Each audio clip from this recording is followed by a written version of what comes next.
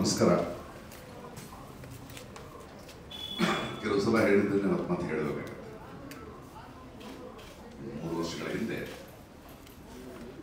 ಸರ್ಕಾರ ಬಿಜೆಪಿ ಇವತ್ತು ಕಾಂಗ್ರೆಸ್ ಅಷ್ಟೇ, ಎರಡೂ ಸರ್ಕಾರಗಳಿದ್ದಾರೆ. ಎಲ್ಲೋವರೆಗೂ ಪಕ್ಷ ಗೆದ್ದ ಮೇಲೆ ಆಡಳಿತ ಮಾಡೋ ಸರ್ಕಾರ ಪಕ್ಷ. ಎರಡೂ ಸರ್ಕಾರಗಳಲ್ಲಿ ಯಾರು ತಪ್ಪು ಮಾಡೋದು ಪ್ರಶ್ನೆ ಮಾಡಬೇಕಾಗಿರೋದು ನಾವು ನಾಗರಿಕರು ಅಲ್ವೇ. 3 ವರ್ಷದ ಹಿಂದೆ ದೇವನಹಳ್ಳಿಯ ಒಂದು 13 ಜಿಲ್ಲೆಗಳ 1700 ಎಕರೆ ಇದೆ ಒಂದು ಕೃಷಿ ಭೂಮಿ. ಅದಕ್ಕೆ ಒಂದು ನೋಟಿಫಿಕೇಶನ್ ಕೊಡ್ತಾರೆ. ಅದನ್ನು ವಿರೋಧಿಸಿ ಇದು ಕೃಷಿ ಭೂಮಿ, ನಾವು ರೈತರು ಭೂಮಿಯನ್ನು ಕೊಡ್ಲಿಕ್ಕೆ ತಯಾರಿಲ್ಲ ಅಂತ ಒಂದು ಆಂದೋಲನ ಶುರುವಾಯಿತು ಇಮಿಡಿಯೇಟ್ ಆಗಿ. ಆಗಿರುವ ಸರ್ಕಾರ ಅದರ ಬಗ್ಗೆ ಏನು ಮಾತಾಡಲ್ಲ, ಒಂದು ಇಂಡಸ್ಟ್ರಿಯಲ್ ಪ್ಲಾನ್ ಹೇಳಲ್ಲ. ಆಕ್ರಮಣ ಬೇಕು, ಸ್ವಾಧೀನ ಬೇಕಷ್ಟೇ. ಆಗ ವಿರೋಧ ಪಕ್ಷದಲ್ಲಿದ್ದಂತಹ ನಮ್ಮ ಸಿದ್ದರಾಮಯ್ಯನವರು ಆ ರೈತರ ಆಂದೋಲನಕ್ಕೆ ಭೇಟಿ ಇರುತ್ತದೆ. ಜನಪರ ರೈತಪರರಾದ ನಾಯಕರು ಅವರು, ನಿಮ್ಮ ಕಷ್ಟ ಸಂಕಷ್ಟ ನನಗೆ ಅರ್ಥ ಆಗ್ತಾ ಇದೆ, ನಿಮ್ಗೆ ಅನ್ಯಾಯ ಆಗ್ತಾ ಇದೆ, ಮುಂದಿನ ಸಲ ನಾನು ಗೆದ್ರೆ ಇದನ್ನು ಬಿಡಲ್ಲ, ನಿಮ್ಮ ಗಾಯನ ವಾಸಿ ಮಾಡ್ತೀನಿ ಅಂತ ಮಾತು ಕೊಡ್ತಾರೆ. ಅದಾದ ನಂತರ ಸದನದಲ್ಲೂ ಅಸೆಂಬ್ಲಿನಲ್ಲೂ ಗರ್ಜಿಸ್ತಾರೆ. ಯಾಕೆ ಅನ್ಯಾಯ ನಡೀತಿದೆ ಅಂದಾಗ ಆಗಿನ ಸರ್ಕಾರದ ಮಂತ್ರಿಗಳು ಇಲ್ಲೆಲ್ಲ ಒಂದು 50% ಜನರು ಕೂಡ ರೈತರು ಬೇಡ ಅಂತಂದ್ರೆ ನಾವು ಬಿಟ್ಕೊಡ್ತೀವಿ ಅಂತ ಒಂದು ಮಾತು ಬರುತ್ತೆ. ಆಗಲಿ ಈ ಸರ್ಕಾರ ಬರುತ್ತೆ. ಸರ್ಕಾರ ಬಂದು 2 ವರ್ಷಗಳಾಗುತ್ತೆ, ರೈತರು ಆಂದೋಲನ ಮಾಡ್ತಾನೆ ಇದ್ದಾರೆ. ಅಲ್ಲಿವರೆಗೂ ಅವರವ್ರಿಗೆ ಯೋಚನೆ ಮಾಡೋದಿಲ್ಲ, ಅವ್ರನ್ನ ಹೇಳೋರು ಕೇಳೋರು ಯಾರೂ ಇಲ್ಲ. ಅವ್ರ ಜೊತೆ ಹೋರಾಟಗಾರರು ಹೋಗ್ತಾರೆ. ಏನಾಗ್ತಾ ಇದೆ ಇಲ್ಲಿ, ರೈತರ ಪರ ನಿಲ್ಲೋರು ಯಾರೂ ಇಲ್ವಾ ಅಂತ ಎಲ್ಲ ಸಂಘಟನೆಗಳು ಸೇರಿ ಹೋರಾಟ ಮಾಡ್ತಾ ಇದೆ. ಎಲ್ಲವನ್ನೂ ಬಲ್ಲ ಮುಖ್ಯಮಂತ್ರಿಗಳು ಈ ಸರ್ಕಾರ ಬಂದ ಮೇಲೂ ಕೂಡ ಆ ಸಮಸ್ಯೆ ಏನು, ಆ ಸಮಸ್ಯೆಗೆ ಪರಿಹಾರ ಆಗಬೇಕು, ಅದು ನ್ಯಾಯ ಅಲ್ಲ ಅಂತ ಅರಿತಂತಹ ಮುಖ್ಯಮಂತ್ರಿಗಳ ಆಧ್ವರ್ಯದಲ್ಲೇ ಫೈನಲ್ ನೋಟಿಫಿಕೇಶನ್ ಹೋಗುತ್ತೆ. ಫೈನಲ್ ನೋಟಿಫಿಕೇಶನ್ ಹೋಗುವಂಥ ಪರಿಸ್ಥಿತಿ ಯಾಕೆ ಬಂತು? ನಿಮಗೆ ಅನ್ಯಾಯ ಅಂತ ಗೊತ್ತಿದ್ದು ಕೂಡ, ಅದು ತಪ್ಪು ಅಂತ ಗೊತ್ತಿದ್ದು ಕೂಡ ಅನ್ನೋದು ನಮ್ಮ ಪ್ರಶ್ನೆ. ಇದಾದ ನಂತರ 25ನೇ ತಾರೀಕಿನವರೆಗೂ ಬಹಳ ದೊಡ್ಡ ಚಳುವಳಿ ನಡೆಯುತ್ತೆ. ದೇಶದ ರಾಷ್ಟ್ರದ ಬೇರೆ ಬೇರೆ ಕಡೆಯಿಂದ ಜನ ಬಂದು ಇಳಿತಾರೆ, ಬೇರೆ ಬೇರೆ ಸಂಘಟನೆಗಳು. ಎಲ್ಲರಿಗೂ ಅರ್ಥ ಆಗ್ತಾ ಇದೆ ತಪ್ಪಾಗ್ತಿದೆ ಇಲ್ಲಿ ಅಂತ. ಅವರನ್ನು ಅರೆಸ್ಟ್ ಮಾಡಲಾಗಿದೆ ನಮ್ಮ ಸರ್ಕಾರದಲ್ಲೇ. 26ನೇ ತಾರೀಕು ಅವ್ರು ಅರೆಸ್ಟ್ ಮಾಡಿದ್ದು ಯಾಕೆ ಅಂತ ನಾವು, ವಿಷಯನ್ನ ಇರ್ಬೋದು, ಕೆಲವು ಸಾಹಿತಿಗಳಿರ್ಬೋದು, ನಾವು ನಾಗರಿಕರು ಸಿವಿಲ್ ಸೊಸೈಟಿ ಹೋಗಿ ಮುಖ್ಯಮಂತ್ರಿ ಬಿಡಿ ಯಾಕೆ ನೀವು ಅವ್ರ ಮಾತನ್ನು ಕೇಳಿಸ್ಕೊಳ್ತಾರೆ, ಒಂದು ಮೀಟಿಂಗ್ ನೀವು ಮಾಡಲೇಬೇಕು, ಇಲ್ಲ ಅದು ಫೈನಲ್ ನೋಟಿಫಿಕೇಶನ್ ಸ್ವಲ್ಪ ತೊಡಕುಗಳು ಅದು ಏನೇ ಇದ್ರು ಕೂತ್ಕೊಂಡು ಮಾತಾಡಿ. ಹಂಗಲ್ಲ, ರೈತರು 3 ವರ್ಷದಿಂದ ಮಾತಾಡ್ತಿದ್ದಾರೆ ಅನ್ನಲ್ಲ ಕೇಳಿದ್ರೆ ಮಾತಾಡಿ. ಅದಕ್ಕೆ ಒಂದು 4ನೇ ತಾರೀಕಿನ ಒಂದು ಮೀಟಿಂಗ್ ಆಗುತ್ತೆ. 4ನೇ ತಾರೀಕಿನ ಮೀಟಿಂಗ್ ಇದೆ. ದೇವನಹಳ್ಳಿಯ 13 ಹಳ್ಳಿಯ ಮಕ್ಕಳು, ಹೆಣ್ಮಕ್ಳು, ಗಂಡಸರು ಎಲ್ಲರೂ ಸೇರ್ಕೊಂಡು ರೈತರು ಮುಖ್ಯಮಂತ್ರಿಗಳಿಗೆ ಅವರ ಭೂಮಿಯಲ್ಲಿ ಬೆಳೆದ ಹಣ್ಣು ತರಕಾರಿಗಳನ್ನು ತಗೊಂಡು ನಮ್ಮ ಆರೋಗ್ಯ ಚೆನ್ನಾಗಿಟ್ಕೊಳ್ಳಿ, ನಾವು ಇದನ್ನು ಬೆಳೀತಾ ಇದ್ದೀವಿ, ನಮ್ಮ ಬದುಕಕ್ಕೆ ಬಿಡಿ ಅಂತಾರೆ. ಹೋರಾಟಗಾರರು ಇದಕ್ಕೇನು ಉತ್ತರ ಅಂದಾಗ ಮುಖ್ಯಮಂತ್ರಿಗಳು ಬಹಳ ಕ್ಲಿಯರ್ ಆಗಿದೆ. ಮುಖ್ಯಮಂತ್ರಿಗಳು ಒಬ್ಬರೇ ಅಲ್ಲ, ಸರ್ಕಾರ ಅಲ್ಲಿ ಮಿನಿಸ್ಟರ್ಗಳಿದ್ದಾರೆ, ಪ್ರಧಾನ ಕಾರ್ಯದರ್ಶಿಗಳಿದ್ದಾರೆ, ಬೇರೆ ಬೇರೆ ಡಿಪಾರ್ಟ್ಮೆಂಟ್ಗೆ ಬಂದ ಸಾಧ್ಯತೆಗಳ ಮುಂದೆ ನನಗೆ ಅರ್ಥ ಆಗ್ತಾ ಇದೆ, ಅದು ರೈತ ಪರವಾಗಿ ಜನಪರ ವಿರೋಧಿ ಸರ್ಕಾರ ಅಲ್ಲ ಇದು. ಆದರೆ ನೀವು ಅರ್ಥ ಮಾಡ್ಕೋಬೇಕು, ಆಡಳಿತದಲ್ಲಿ ಒಂದು ಕಾನೂನಿನ ಸ್ವಲ್ಪ ಕಷ್ಟಗಳಿವೆ. ನಾವು LG ಇವ್ರ ಜೊತೆ, ನಮ್ಮ ಕಾನೂನು ತಜ್ಞರ ಜೊತೆ ಮಾತಾಡಿ ರೈತ ಪರವಾದ ತೀರ್ಪುವನ್ನು ಕಾನೂನು ಈ ತೊಡಕುಗಳನ್ನು ನಿವಾರಿಸಿಕೊಂಡು ಹೇಗೆ ಮಾಡಬೇಕು ಅಂತ ಹೇಳಬೇಕು. 10 ದಿನಗಳ ಕಾಲಾವಕಾಶ ಕೊಡಿ ಅಂತ ಮನವಿ ಮಾಡ್ತಾರೆ ಮುಖ್ಯಮಂತ್ರಿಗಳು. ಹೋರಾಟಗಾರರು, ರೈತರು, ನಾವು 10 ದಿನಗಳ ಟೈಮ್ ಕೇಳಿದ್ವಿ. ಆಡಳಿತ ಏನೇ ಇರಲಿ, ಕಾನೂನು ತೊಡಕುಗಳು ಅಷ್ಟೇ ತಾನೇ ನಿಮ್ಮ ಸಮಸ್ಯೆ, ಪರಿಹರಿಸ್ಕೊಡಿ. ಅಷ್ಟೊಳಗೆ ನಾವು ಕಾನೂನು ತೊಡಕುಗಳ ಬಗ್ಗೆ ನಾವು ಮಾತಾಡ್ತೀವಿ, ಕೂತ್ಕೊಂಡು ಮಾತಾಡೋಣ ಅಂತೀವಿ. ಅಲ್ಲಿವರೆಗೂ ಓಕೆ, ನಮ್ಮ ಮುಖ್ಯಮಂತ್ರಿಗಳಿಂದ ಸರ್ಕಾರದ ನಮ್ಮ ನಂಬಿಕೆ ಇದೆ. ಅದಾದ ನಂತರದ ಬೆಳವಣಿಗೆ ನಮಗೆ ಅನುಮಾನಗಳು. ಅಲ್ಲಿ ತನಕ ಇದ್ದಂತಹ ಏನು ಮಾಡಬೇಕು, ಅದಾದಮೇಲೆ ನಮ್ಮ ಎಂ ಬಿ ಪಾಟೀಲ್ ಮಾತಾಡೋದು ಏನು ಮಾತಾಡಬೇಕು, ಇಲ್ಲ ಮುಖ್ಯಮಂತ್ರಿಗಳು ಸರ್ಕಾರ ಮಾತು ಕೊಟ್ಟಿದೆ ಆ ತೊಡಕುಗಳ ಬಗ್ಗೆ ಮಾತಾಡ್ತೀವಿ ಅಂದರು. ಮಾತಾಡಲ್ಲ ಅವರು. ಅದನ್ನು ಮಾಡೇ ತೀರ್ತೀನಿ ಅಂತಾರೆ. ನಾನು ದೆಹಲಿಗೆ ಹೋಗ್ತೀನಿ ಅಂತಾರೆ, ಮುಖ್ಯಮಂತ್ರಿಗಳನ್ನ ಕರ್ಕೊಂಡು ಹೋಗ್ತೀನಿ ಅಂತಾರೆ. ಅಲ್ಲಿ ರಾಜನಾಥ್ ಸಿಂಗ್ ಅವ್ರನ್ನ ಭೇಟಿ ಮಾಡಿ ಡಿಫೆನ್ಸ್ ಕಾರಿಡಾರ್ ಮತ್ತು ಏರೋಸ್ಪೇಸ್ಗೆ ಪರ್ಮಿಷನ್ ಕೇಳ್ತಾರೆ. ನಮಗೆ ಕೊಟ್ಟ ಮಾತೇನು, ಈ ಫೈನಲ್ ನೋಟಿಫಿಕೇಶನ್ ತೆಗೆಯೋದಕ್ಕೆ ಕಾನೂನಿನ ತೊಡಕುಗಳಿವೆ ಅಂತ ಹೇಳಿ ಅಲ್ಲೇ ಯಾಕೆ ಹೋಗ್ತಾ ಇದ್ದೀರಿ? ಅದಾದ ನಂತರ ದಿಢೀರಂತ ಒಂದು ಗ್ರೂಪ್ ಅಂತ ಹೇಳುತ್ತೆ, ಒಂದಷ್ಟು ಜನ ರೈತರಂತೆ, ಅವ್ರ ಹತ್ರ 400 ಕಡೆ ಇದ್ದಾರಂತೆ, 10 ಜನ ಬರ್ತಾರೆ, 10 ಜನ ಸೈನ್ ಮಾಡ್ತಾರೆ. 3 ಕೋಟಿ ಕೇಳ್ತಾ ಇದೀವಿ, ನಾವು ಭೂಮಿ ಕೊಡಕ್ಕೆ ರೆಡಿ, ಸುತ್ತಲೂ ಎಲ್ಲೋ ವಲಯ ಮಾಡ್ಬೇಕು, ನೀವು ಹಳದಿ ವಲಯ ಮಾಡಬೇಕು, ಇಂಡಸ್ಟ್ರಿಯಲ್ ಏರಿಯಾ ಮಾಡಬೇಕು, ನೀವು ಯಾರು ಕೇಳಲ್ಲ. 3 ವರ್ಷಗಳ ಸತತವಾಗಿ ಹೋರಾಟ ಮಾಡ್ತಿರೋ ಕಲಿಯಕ್ಕೆ ನಿಮ್ಗೆ 3 ವರ್ಷ ಆಯ್ತು. 15ನೇ ತಾರೀಕು ತನಕ ಕಾನೂನು ತೊಡಕಿನ ಬಗ್ಗೆ ಯೋಚನೆ ಮಾಡ್ತಿದ್ರು, ದಿಢೀರಂತ ಒಬ್ಬರು ಉಟ್ಕೊಂಡ್ರೆ ಅವ್ರಿಗೂ ಕೊಡಕ್ಕೆ ಟೈಮ್ ಇದೆ ನಿಮಗೆ. ಅದನ್ನ ಇಟ್ಕೊಂಡು ನಿನ್ನೆ ಎಂ ಬಿ ಪಾಟೀಲ್ ಮಾತಾಡ್ತಾರೆ. ಎಂ ಬಿ ಪಾಟೀಲ್ ಇದು ನ್ಯಾಯನ ಇದು ಮಾತಾಡ್ತಿರೋದು. ಮತ್ತೆ ಕೂತ್ಕೊಂಡು ಇಲ್ಲ ನಮ್ಮಲ್ಲಿ 4 ಎಕರೆ ಇದೆ, ಅವ್ರಿಗೆ 3.25 ಕೋಟಿ ಕೊಡೋದು ನೀವು ಯಾರು? ಎಲ್ಲಿಂದ ಕೊಡ್ತೀರಿ 3 ಕೋಟಿ ಎಕರೆಗೆ ನೀವು? ಏನು ನಿಮ್ಮ ಸಸ್ಟೈನಬಲ್ ಡೆವಲಪ್ಮೆಂಟು? ಪಕ್ಕದ ರಾಷ್ಟ್ರದಲ್ಲಿ 95 ಪೈಸೆ ಕೊಡ್ತೀರಿ, ನೀವು 3.25 ಕೋಟಿಗೆ ಇವರು ಕೊಟ್ಟುಬಿಟ್ಟು ಬರೋರ್ನಿಂದ 75 ಪೈಸೆ ಕೊಡ್ತೀರಾ? ಯಾರಪ್ಪ ಒಂದು ದುಡ್ಡು 3.25 ಕೋಟಿ ನಿಮ್ಮ ಮನೆಯಿಂದ ತಂದಿದ್ದೀರಾ? ನಮ್ಮಂತ ನಾಗರಿಕರ ಟ್ಯಾಕ್ಸ್ ದುಡ್ಡ್ರಿ, ಗ್ಯಾರಂಟಿಗಳು ಕೊಟ್ಟು ಅದಕ್ಕೆ ದುಡ್ಡಿಲ್ಲ ಅಂತಿದ್ದೀರಿ. ಇನ್ನು 1000 ಕೋಟಿ 3.25 ಕೋಟಿ ಇಲ್ಲಿ ತರ್ತೀವಿ ದುಡ್ಡು. ಯಾರು ದುಡ್ಡು ಕೊಡ್ತೀರಿ? ಯಾರಿಗೆ ಸೈನ್ ಮಾಡ್ಬೇಕು? ಆಮೇಲೆ ಕುಹಕದ ಮಾತು, ಒಡಕು ನಾವು ಹುಟ್ಟಿಸಿಲ್ಲ, ಹಂಗ್ಯಾರು ಹುಟ್ಟಿಸಿರೋದಾಗಲ್ಲ. ಈ 10 ದಿನಗಳ ಕಾಲಾವಕಾಶ ಈ ಒಡಕು ಹುಟ್ಟಿಸಕ್ ಮಾಡಿದ್ರ ಟೈಮ್ ತಗೊಳ್ತಿದ್ದೀರಾ? ಇದು ಗೊತ್ತಿಲ್ವಾ ನಮಗೆ? ಬ್ರಿಟಿಷರ್ ಕಾಲದಿಂದ ಮುಖ್ಯಮಂತ್ರಿಗಳು, ಒಂದು ಸರ್ಕಾರ ಹೋರಾಟಗಾರರನ್ನ ರೈತರ ಜೊತೆ ಕೂತ್ಕೊಂಡು ಕಾನೂನಿನ ತೊಡಕುಗಳು ಮಾತ್ರ ಇದೆ, ಅದಕ್ಕೆ ನಮಗೆ ಟೈಮ್ ಕೊಡಿ ಅಂತ ಕೇಳಿಕೊಂಡು ಈ ಮಧ್ಯೆ ದೆಹಲಿ ಭೇಟಿ, ಈ ಮಧ್ಯೆ ಮೀಟಿಂಗ್ಗಳು, ಈ ಮಧ್ಯೆ ಹೊಸದಾಗಿ ಹುಟ್ಟುಕೊಂಡಿರೋ ಕೆಲವು ದಲ್ಲಾಳಿಗಳು, ಅವ್ರಿಗೆ ಬೇಕಾದ ಕಾಂಪನ್ಸೇಷನ್, ಆಮೇಲೆ ಹೋರಾಟಗಾರರ ಮೇಲೆ ಕೂಗೋದು ಮಾತು. ಅವರಿಂದ ಯಾರ್ಯಾರಿದ್ದಾರೆ ನನಗೆ ಗೊತ್ತು, ಲಿಸ್ಟ್ ಕೊಡಿ, ನಾನು ಹೇಳ್ತೀನಿ ಯಾರ್ಯಾರಿದ್ದಾರೆ ನಮ್ಮ ಹೋರಾಟಗಾರರು ಹಿಂದೆ ಅಂತ. ಇಲ್ಲಿದ್ದಾರೆ ಯಾರ್ಯಾರಿದ್ದಾರೆ? ಸಂಯುಕ್ತ ಕಿಸಾನ್ ಮೋರ್ಚಾ SKM ಸಿಕ್ಕಿಂನವರು, ಅಖಿಲ ಭಾರತ ಕಿಸಾನ್ ಸಭಾ SKM ತಮಿಳುನಾಡು, ದೇಶೀಯ ಮಾನವ ವೇದಿ ಕೇರಳ, ಕಿಸಾನ್ ಸಂಘರ್ಷ ಸಮಿತಿ ಮಧ್ಯಪ್ರದೇಶ, ಜಾರ್ಖಂಡ್, ಉತ್ತರ ಪ್ರದೇಶ, ಹೀಗೆ ಪ್ರಪಂಚದ ಎಲ್ಲ ಸಂಘಟನೆಗಳ ಹೋರಾಟಗಾರರಿದ್ದಾರೆ. ಇವರಿಗೆ ದೇವನಹಳ್ಳಿರೋ 13 ಎಕರೆ ಜಮೀನು, 13 ಹಳ್ಳಿಯಲ್ಲಿ ಯಾರಿಗೆ ವೆಸ್ಟೆಡ್ ಇಂಟ್ರೆಸ್ಟ್ ಎಂದು ನೀವು ಪ್ರೂವ್ ಮಾಡಿ. ನಮ್ಮಿಂದ ಯಾರಿದ್ರೆ ನಾವು ಹೇಳಿದ್ವಿ, ನಿಮ್ಮಿಂದ ಯಾರಿದ್ರೆ ನೀವು ಹೇಳಿ. ಹಾಗಾದ್ರೆ ಈ ಕಥೆಗಳು ಹೊಡೆಯೋದನ್ನು ನಿಲ್ಲಿಸಿ.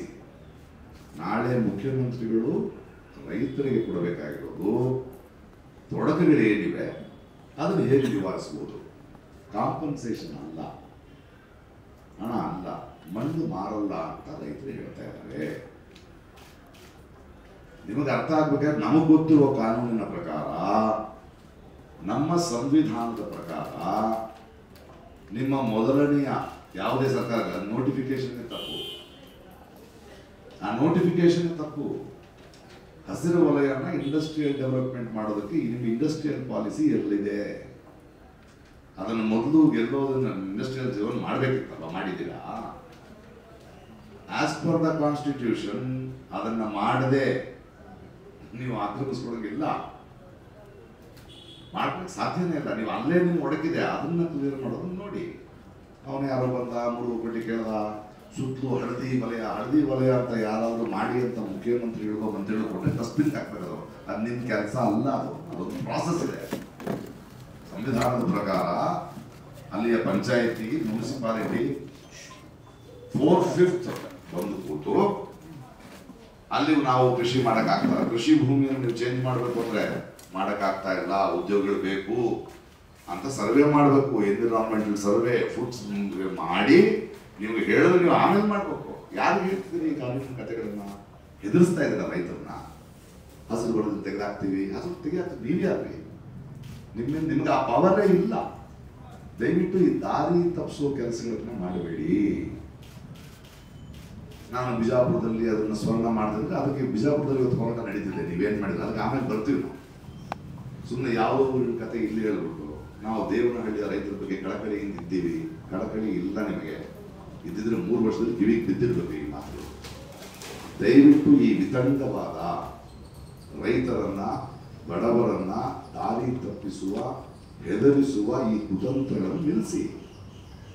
ನೀವು ನಿಮ್ಮ ಸರ್ಕಾರ ಹೋರಾಟಗಾರರಿಗೆ ರೈತರಿಗೆ ಕೊಟ್ಟ ಮಾತು ಕಾನೂನಿನ ತೊಡಗಿದೆ. ಅದರ ಮಾತುಕತೆಯಷ್ಟೇ ನಾಳೆ, ಪರಿಹಾರದ ಮಾತುಕತೆಯಲ್ಲ, ಕಾಂಪನ್ಸೇಷನ್ ಮಾತುಕತೆಯಲ್ಲ. 3 ವರ್ಷ ಬಾಯಿ ಬಡ್ಕೊಂಡು ಹೇಳ್ತಾ ಇದ್ದಾರೆ ರೈತರು, ನಮ್ಗೆ ಕಾಂಪನ್ಸೇಷನ್ ಬೇಡ, ನಮಗೆ ಭೂಮಿ ಬೇಕು, ನಮಗೆ ನಮ್ಮ ಮಣ್ಣು ಬೇಕು, ನಮ್ಮ ಘನತೆ ಬೇಕು, ನಮಗೆ ನಮ್ಮ ಜೀವನ ಬದುಕಕ್ಕೆ ಬಿಡಿ ಅಂತ. ಅದಕ್ಕೆ ನೀವು ಉತ್ತರ ಕೊಡಬೇಕೆ ಹೊರತು ಕಾಂಪನ್ಸೇಷನ್ ಜಾಸ್ತಿ ಮಾಡ್ತೀವಿ ಹೇಳಿದ್ದನ್ನೇ ಯಾಕೆ ಹೇಳ್ತಾ ಇದ್ದೀರಿ? ಯಾಕೆ ತಿರುಗಿಸ್ತಾ ಇದ್ದೀರಿ? ಹೋರಾಟಗಾರರು ಹಿಂದೆ ಯಾರು ಇದ್ದಾರೆ ಅಂತ ಯಾಕೆ ಅನುಮಾನಗಳನ್ನು ಸೃಷ್ಟಿಸ್ತಾ ಇದ್ದೀರಿ?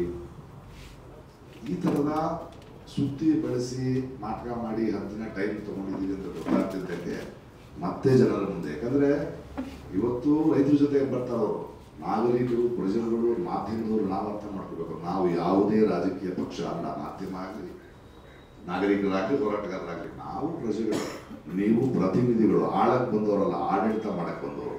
ಅದು ಜನಪರವಾದ ಆಡಳಿತ ಆಗಬೇಕು.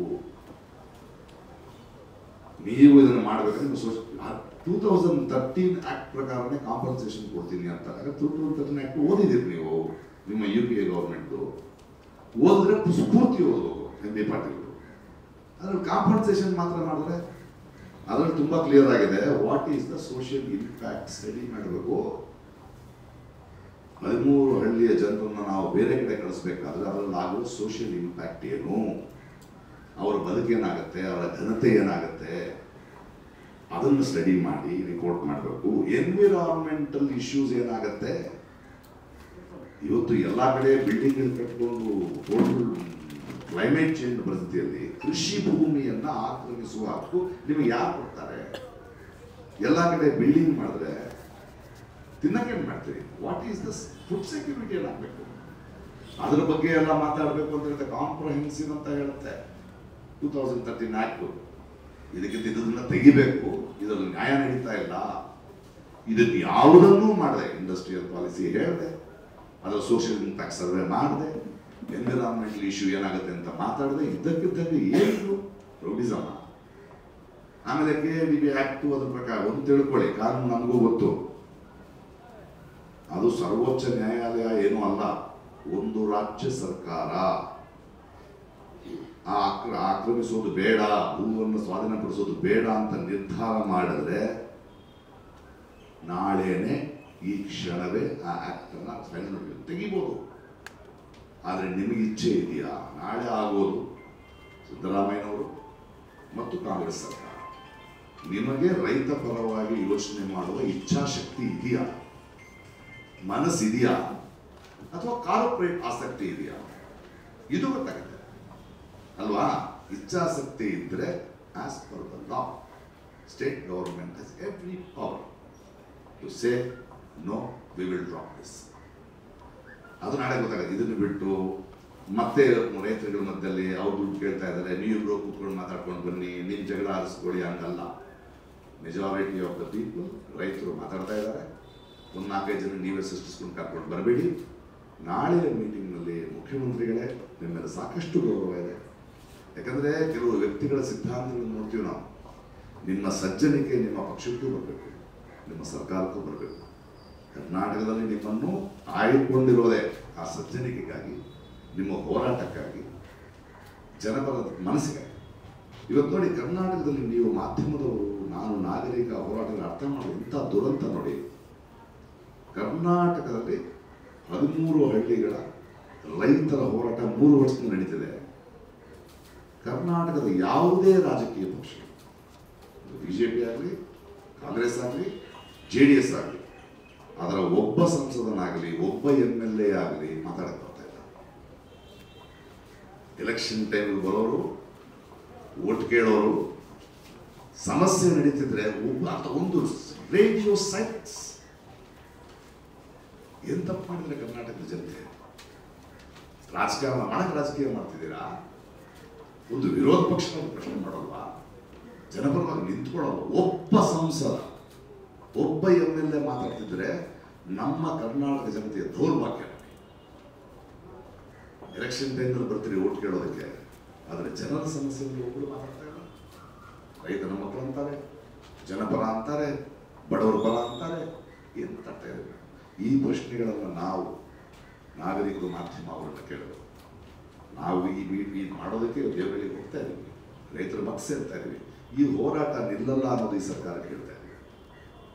ಕಾನೂನು ಪರವಾಗೂ ಹೋರಾಡ್ತೀವಿ, ಚಳುವಳಿನೂ ಮುಂದುವರಿಸ್ತೀವಿ. ಯಾಕಂದರೆ ಈ ಥರದ ಅಕ್ರಮ ಭೂ ಕಬಳಿಕೆ ಇದೆಯಲ್ಲ, ದೇವನಹಳ್ಳಿಯಲ್ಲಿಂದ ಶುರುವಾಗಬೇಕಿದೆ. ನಿಲ್ಲಿಸೋದನ್ನು ಯಾವುದೇ ಸರ್ಕಾರ ಬಂದರು, ಯಾವುದೇ ನಾಯಕ ಬಂದರು, ರಾಜಕಾರಣ ಅನ್ನೋದು, ಆಡಳಿತ ಅನ್ನೋದು ಜನರ ಮೇಲಿರೋ ಹೆದರಿಕೆಯಿಂದ ಆಗಬೇಕು. ಜನರು ಡಿಸೈಡ್ ಮಾಡಬೇಕು ಯಾವ ಥರ ನಿಂತ್ಕೊಳ್ಬೇಕು ನೀವು. ಯಾಕಂದ್ರೆ ನೀವು ಜನಪ್ರತಿನಿಧಿಗಳಷ್ಟೇ. ನಮ್ಮ ಹಣದಲ್ಲಿ ಆಳ್ವಿಕೆ ಮಾಡ್ತಿರೋದು. ನಮ್ಮ ಪರವಾದ ನೀವು ಯಾವುದೇ ಡಿಸಿಷನ್ ತಗೊಳ್ಳದಿದ್ರೆ ಜನ ಎದ್ದೇಳ್ತಾರೆ, ಮಾಧ್ಯಮಗಳು ಎದ್ದೇಳುತ್ತೆ, ನಿಮ್ಮನ್ನು ಪ್ರಶ್ನೆ ಮಾಡ್ತಾರೆ ಅನ್ನೋ ಒಂದು ರೀತಿಯ ಒಂದು ಎಚ್ಚರಿಕೆಯನ್ನು ಕೊಡುವಂತಹ ಒಂದು ಚಳುವಳಿ ಇದು ಮುಂದುವರಿಯುತ್ತೆ. ದಯವಿಟ್ಟು ಸಿದ್ದರಾಮಯ್ಯನವರೇ, ಮುಖ್ಯಮಂತ್ರಿಗಳೇ, ಈ ಪತ್ರಿಕಾ ಮಾಧ್ಯಮದ ಮೂಲಕ ನಿಮ್ಮನ್ನು ಕೇಳಿಕೊಳ್ತಾ ಇರೋದು, ನಾಳೆ ಹೋರಾಟಗಾರರ ಮತ್ತು ರೈತರ ಮತ್ತು ನಿಮ್ಮ ಸರ್ಕಾರದ ಅಥವಾ ನಮ್ಮ ಸರ್ಕಾರದ ನಡುವೆ ಆಗುವಂತಹ ಮಾತುಕತೆ ಈ ಫೈನಲ್ ನೋಟಿಫಿಕೇಶನ್ ತೆಗೆದು ಹಾಕೋದಕ್ಕೆ ಕಾನೂನಿನ ತೊಡಕುಗಳೇನು ಅಷ್ಟೇ, ಮತ್ತೆ ಪರಿಹಾರ ಮತ್ತೆ ಜಾಸ್ತಿ ಅಲ್ಲ. ದಯವಿಟ್ಟು ಅರ್ಥ ಮಾಡ್ಕೊಳ್ಳಿ. ಈ 10 ನಾವು ಇದನ್ನು ಮಾತಾಡಲಿಕ್ಕೆ ರೆಡಿ ಇರಲಿಲ್ಲ. ನಾವು ಅವರನ್ನು ನಂಬಿದ್ವಿ, ಒಂದು ಸರ್ಕಾರವನ್ನು ನಂಬಿದ್ವಿ. ಆಡಳಿತಕ್ಕೆ ಸಾಕಷ್ಟು ಸಮಸ್ಯೆಗಳಿರ್ಬೋದು ಅಲ್ವಾ? ಹಿಂಗೆ ನಾವು ಕೇಳೋದಕ್ಕೆ ಒತ್ತಾಯ ಮಾಡಬಾರ್ದು. 10 ದಿನ ಕೂತ್ಕೋತೀವಿ, ಹೋಗಿ 3 ವರ್ಷ ಕೂತ್ಕೊಂಡ್ರೆ 10 ದಿನ ಜಾಸ್ತಿನೇ ಅಂತ ಕೊಟ್ಟರೆ ಈ 10 ದಿನದ ಬೆಳವಣಿಗೆಗಳನ್ನು ನೋಡಿದಾಗ, ಅದನ್ನು ಮೀರಿ MB ಪಾಟೀಲ್ ಮಾತಾಡ್ತಿದ್ದು ನೋಡಿದಾಗ ಈ ಪತ್ರಿಕಾಗೋಷ್ಠಿಯನ್ನು ಮಾಡಲೇಬೇಕಾಗಿದೆ. ನಾಳೆ ಯಾವುದೇ ರೀತಿಯ ಸಾಮರಸ್ಯ ನಡೆಯೋದಿಲ್ಲ. ನಮಗೆ ಬೇಕಾಗಿರೋದು ತೊಡಕುಗಳು ಏನು ಅಂತ ಹೇಳಿ ಪರಿಹಾರ ನೀವು ಕೊಡಿ, ಇಲ್ಲ ನಾವು ಹೇಳ್ತೀವಿ ಪರಿಹಾರ ಏನು ಅಂತ. ಆದರೆ ಭೂ ಸ್ವಾಧೀನ ಸಲ್ಲದು. ಇದನ್ನು ಕಳಕಳಿಯಿಂದ ನನ್ನ ಪತ್ರಿಕೆಯವರು ದಯವಿಟ್ಟು ನನಗೆ ಒಂದೇ ಒಂದು ರಿಕ್ವೆಸ್ಟ್, ಪ್ರಕಾಶ್ ರೈ ಅವರ ವಾಗ್ದಾಳಿ ಅಂತ ಹೇಳಬೇಡಿ ಸರ್ಕಾರದ ಮೇಲೆ. ಪ್ರಕಾಶ್ ರಾಜ್ ಅವರ ಕಳಕಳಿ ಅಂತ ಹೇಳಿ ದಯವಿಟ್ಟು.